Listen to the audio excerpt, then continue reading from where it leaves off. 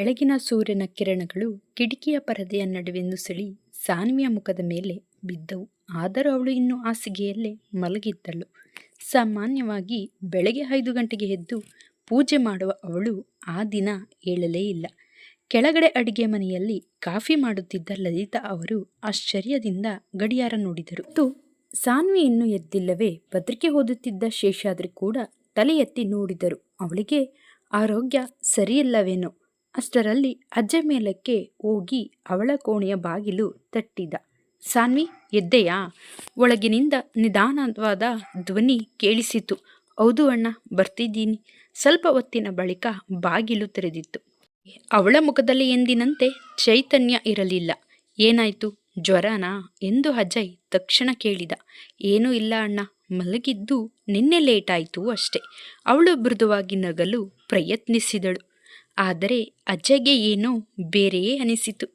ಕಾಲೇಜಿಗೆ ಹೋಗಲು ಸಿದ್ಧವಾಗುತ್ತಿದ್ದ ಸಾನ್ವಿ ಕನ್ನಡಿಯ ಮುಂದೆ ನಿಂತಳು.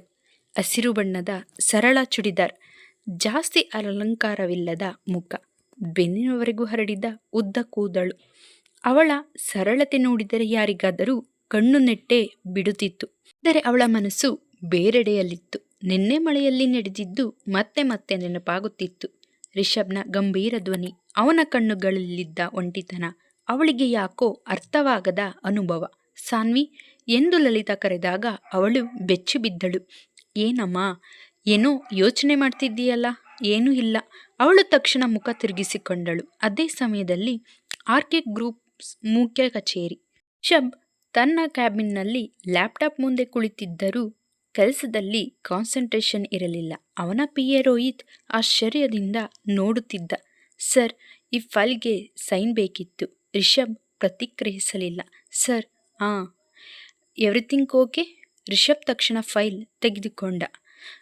ಎಲ್ಲ ಸರಿ ಇದೆ. ಆದರೆ ಅವನ ಮನಸ್ಸು ನಿನ್ನೆ ಸಂಜೆ ಮಳೆಯಲ್ಲೇ ಸಿಲುಕಿಕೊಂಡಿತ್ತು. ಯಾವ ಹುಡುಗಿಯನ್ನು ಗಮನಿಸದ ಅವನಿಗೆ ಯಾಕೋ ಸಾನ್ವಿಯ ಮೃದುವಾದ ಮುಖ ನೆನಪಿನಿಂದ ಹೋಗುತ್ತಿರಲಿಲ್ಲ. ಅವನ ಫೋನ್ ಸಡನ್ಲಿ ರಿಂಗ್ ಆಯಿತು. ಸ್ಕ್ರೀನ್ ಮೇಲೆ ಮಾಮ್ ಎಂದು ಫ್ಲಾಶ್ ಆಯಿತು. ರಿಷಬ್ ಕ್ಷಣಕಾಲ ಕಣ್ಣು ಮುಚ್ಚಿಕೊಂಡು ಕಾಲ್ ರಿಸೀವ್ ಮಾಡಿದ. ಹೇಳಿ ಅಮ್ಮ. ಇವತ್ತು ಸಂಜೆ ಮನೆಗೆ ಬೇಗ ಬಾ. ಯಾಕೆ? ಒಂದು ಇಂಪಾರ್ಟೆಂಟ್ ಮ್ಯಾಟರ್ ಇದೆ. ಮೀಟಿಂಗ್ ಇದೆ ಅಮ್ಮ. ರಿಷಬ್ ಆ ಕಡೆ ಧ್ವನಿ ಗಂಭೀರವಾಯಿತು. ನೀನು ಯಾವಾಗಲೂ ಕೆಲಸ ಅಂತ ಹೇಳ್ತೀಯ, ನಿನ್ನ ಜೀವನದ ಬಗ್ಗೆ ಕೂಡ ಯೋಚಿಸು. ಅವನು ಮೌನವಾಗಿದ್ದ. ಇವತ್ತು ಮಾತನಾಡಬೇಕು, ಬೇಗ ಬಾ. ಕಾಲ್ ಕಟ್ಟಾಯಿತು. ರಿಷಬ್ ಬೇಸರದಿಂದ ಕುರ್ಚಿಗೆ ತಲೆ ಆನಿಸಿದ. ಹಾಗೆ ಕುಟುಂಬದ ಜೊತೆ ಮಾತನಾಡುವುದು, ಮದುವೆ ಬಗ್ಗೆ ಮಾತನಾಡುವುದು ಎಲ್ಲವೂ ಅವನಿಗೆ ಹಿಂಸೆ ಅನ್ನಿಸುತ್ತಿತ್ತು. ಅವನ ಜೀವನದಲ್ಲಿ ಭಾವನೆಗಳಿಗೆ ಜಾಗವೇ ಇರಲಿಲ್ಲ. ಕನಿಷ್ಠ ಇವತ್ತಿನವರೆಗೂ. ಸಂಜೆ ಕಾಲೇಜು ಮುಗಿಸಿ ಹೊರಬಂದ ಸಾನ್ವಿ ತನ್ನ ಸ್ನೇಹಿತೆ ನಂದಿತಾ ಜೊತೆ ನಡೆದುಕೊಂಡು ಬರುತ್ತಿದ್ದಳು. ಸಾನ್ವಿ, ನಿನ್ನ ಲೈಫ್ ನೋಡಿ ನನಗೆ ಜೆಲಸ್ ಫೀಲ್ ಆಗುತ್ತೆ ಎಂದಳು ನಂದಿತಾ. ಓಕೆ, ನಿನ್ನ ಫ್ಯಾಮಿಲಿ ನಿನ್ನನ್ನು ಪ್ರಿನ್ಸಸ್ ಥರ ನೋಡ್ಕೋತಾರೆ. ಸಾನ್ವಿ ನಕ್ಕಳು. ಅದು ಪ್ರೀತಿ ಅಷ್ಟೇ, ಅಂದರೆ ಫ್ರೀಡಮ್? ಆ ಪ್ರಶ್ನೆಗೆ ಸಾನ್ವಿ ಮೌನವಾಗಿ ಬಿಟ್ಟಳು.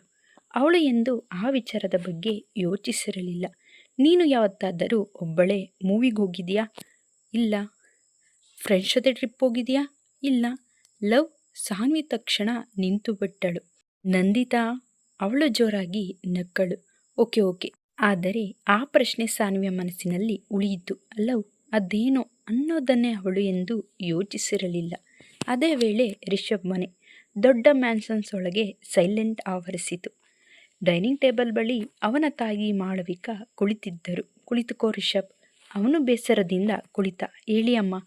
ಮಾಳವಿಕಾ ಒಂದು ಫೋಟೋ ಅವನ ಮುಂದೆ ಇಟ್ಟರು. ಈ ಹುಡುಗಿಯನ್ನ ನೋಡೋಣ ಅಂದುಕೊಂಡಿದ್ದೀವಿ. ರಿಷಬ್ ಮುಖ ತಕ್ಷಣ ಗಂಭೀರವಾಯಿತು. ಮತ್ತೇನಾ? ಇದರಲ್ಲಿ ತಪ್ಪೇನು? ನಿನ್ನ ವಯಸ್ಸು ಎಷ್ಟು ಆಗಿದೆ ಗೊತ್ತಾ? ಮ್ಯಾರೇಜ್ ನನ್ನ ಪ್ರಿಯಾರಿಟಿ ಅಲ್ಲ ಅಮ್ಮ, ಆದರೆ ನನಗೆ ನಿನ್ನ ಫ್ಯೂಚರ್ ಮುಖ್ಯ. ರಿಷಬ್ ಫೋಟೋ ಕೂಡ ನೋಡಲಿಲ್ಲ. ನಾನು ರೆಡಿ ಇಲ್ಲ. ಅವನು ಎದ್ದು ಹೋಗಲು ತಿರುಗಿದ. ನೀನು ಯಾರನ್ನಾದರೂ ಇಷ್ಟಪಡ್ತಿದ್ದೀಯಾ ಎಂದು ಮಾಳವಿಕಾ ಅಚಾನಕ್ಕಾಗಿ ಕೇಳಿದರು. ಆ ಪ್ರಶ್ನೆ ಕೇಳಿ ರಿಷಬ್ ಹೆಜ್ಜೆ ನಿಂತಿತ್ತು. ಕ್ಷಣಕಾಲ ಅವನ ಮನಸ್ಸಿನಲ್ಲಿ ಮಳೆಯಲ್ಲಿದ್ದ ಸಾನ್ವಿಯ ಮುಖ ಮೂಡಿತು. ಅವನು ತಕ್ಷಣ ತಲೆ ಆಡಿಸಿದ. ಇಂಪಾಸಿಬಲ್ ಎಂದು ಹೇಳಿ ಮೇಲಕ್ಕೆ ಹೋದ. ಆದರೆ ಅವನ ಹೃದಯ ಮೊದಲ ಬಾರಿಗೆ ಅವನ ಮಾತಿಗೆ ಒಪ್ಪುತ್ತಿರಲಿಲ್ಲ. ಆ ರಾತ್ರಿ ಸಾನ್ವಿಯ ಮನೆಯ ಟೆರೆಸ್ ಮೇಲೆ ನಿಂತು ಆಕಾಶ ನೋಡುತ್ತಿದ್ದಳು. ಚಂದ್ರನ ಬೆಳಕು ಅವಳ ಮುಖದ ಮೇಲೆ ಬೀಳುತ್ತಿತ್ತು. ಏನೋ ವಿಚಿತ್ರ ಫೀಲಿಂಗ್ ಎಂದು ಮನಸ್ಸಿನಲ್ಲಿ ಯೋಚಿಸಿದಳು. ಅಷ್ಟರಲ್ಲಿ ಕೆಳಗಡೆ ಗೇಟ್ ಬಳಿ ಕಾರಿನ ಶಬ್ದ ಕೇಳಿಸಿತು. ಅಜ್ಜಯ್ಯನ ಫ್ರೆಂಡ್ ಬಂದಿರಬಹುದೆಂದು ನೋಡಲು ಕೆಳಗೆ ನೋಡಿದಳು. ಆದರೆ ಗೇಟ್ ಹೊರಗೆ ನಿಂತಿದ್ದು ಕಪ್ಪು BMW ಕಾರ್. ಅವಳ ಹೃದಯ ಜೋರಾಗಿ ಬಡಿದಿತ್ತು. ಕಾರ್ ಡೋರ್ ತೆರೆದು ಹೊರಬಂದನು ರಿಷಬ್. ಸಾನ್ವಿ ಆಶ್ಚರ್ಯದಿಂದ ನಿಂತಳು. ಇವರು ಇಲ್ಲಿ ಏಕೆ ಬಂದಿದ್ದಾರೆ? ಅವನು ಅವಳನ್ನು ನೋಡಿದ್ದ. ಇಬ್ಬರು ಹಾಗೆ ನೋಡುತ್ತಾ ನಿಂತೇ ಇದ್ದರು.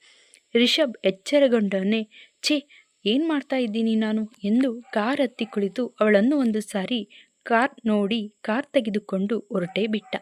ಸಾನ್ವಿಗೆ ಗೊಂದಲ ಶುರುವಾಯಿತು. ನಾನು ನೋಡಿದ್ದು ಕನಸ ಅಥವಾ ನಿಜಾನ ಒಂದು ತಿಳಿಯದೆ ರೂಮಿಗೆ ಬಂದು ಮಲಗಿಕೊಂಡಳು. ಈ ವಿಡಿಯೋ ಇಷ್ಟವಾಗಿದ್ದಲ್ಲಿ ನಮ್ಮ ಚಾನಲ್ಗೆ ಲೈಕ್ ಮಾಡಿ, ಕಮೆಂಟ್ ಮಾಡಿ. ಧನ್ಯವಾದಗಳು.